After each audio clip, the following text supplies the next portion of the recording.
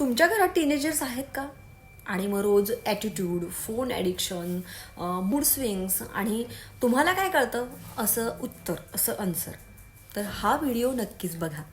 काय असतं ना, टीन बदलत नाहीत, पण त्यांचा ब्रेन, त्यांचा मेंदू जो आहे तो बदलत असतो. टीन हे रूढ बोलतोय असं आपल्याला वाटतं, पण खरं म्हणजे त्याच्या इमोशन्स, हार्मोन्स आणि ब्रेन डेव्हलपमेंट सुरू असते. हे आपल्याला सगळ्यांना माहिती आहे. तो एकदम गोंधळलेला असतो आणि मी मोठा आहे का अजून छोटा आहे हेच त्याला कळतच नसतं. तो जेव्हा आपल्याला बोलतो की स्टॉप कंट्रोलिंग मी, तेव्हा आपली बाजू मांडणं म्हणजे की ओके, आधी मला सांग की तुला काय प्रॉब्लेम आहे. तर हा असा संवाद आपण त्याच्याशी करू शकतो. आवाज वाढवू नका, त्याच्यासोबत संवाद वाढवा. टीनवरती ओरडणं म्हणजेच आजकालचं हे जेनझी आपण ज्यांना म्हणतो, बंद दरवाज्यावरती नॉक करणं, सॉफ्ट टोन आणि पेशन्स, दरवाजा आपोआप उघडला जातो. मग सिम्पल मेथड आहे. आस्क, लिसन, पॉज आणि रिस्पॉन्ड. काय असतं ना, त्यांना रूल्स हवे असतात, पण रिस्पेक्टफुल पद्धतीने पाहिजे असतात. आता रूल्स म्हणजे काय, पनिशमेंट नाही आहे, तर ती एक डायरेक्शन आहे. एक्सप्लेन करा, त्यांना फोर्स करू नका. फोन दे नाही तर नेट बंद करेन असं म्हणण्यापेक्षा होमवर्क झाल्यावरती आपण फोनचं डील करू शकतो ना, या गोष्टी आपण बोलूच शकतो. क्रिटिसिझम कमी आणि ॲप्रिसिएशन जास्त.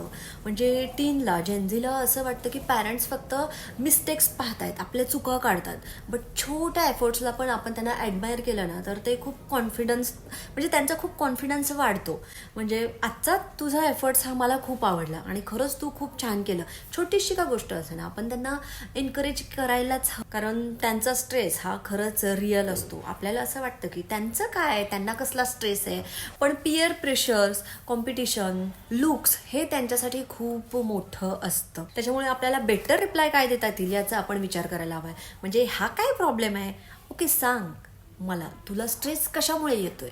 ह्या गोष्टी आपण छोट्या छोट्या बदलू शकतो. काय असतं ना, त्यांना कंट्रोल नको असतो, त्यांना एक कनेक्शन हवं असतं. कंट्रोल जर केलं ना तर ते आपल्यापासून दूर जाणार हे नक्की आहे. आणि जर कनेक्शन जर ठेवलं तर ते स्वतः बोलायला आपल्याकडे येतील ना, स्वतःहून आपल्याकडे बोलायला येतील. म्हणजे रात्री 10 मिनिटं ना, नो जजमेंटल टॉकिंग टाईम हा असा असायलाच हवाय. आता फोन ॲडिक्शन असतं म्हणजे आजकाल ते सगळीकडेच आहे, इव्हन आपणही त्यात इन्व्हॉल्व आहेत. त्याच्यामुळे तिथे युद्ध नको, एक आपण रुटीन ठरवूयात ना. फोन काढून घेणं म्हणजे हे युद्ध झालं, पण रुटीन बनवलं ना तर तेच नियम फॉलो करतील. त्याच्यामुळे सिम्पल रूल्स आहेत. Morning no phones, homework no phones, bed time 1 hour limit द्यायचं.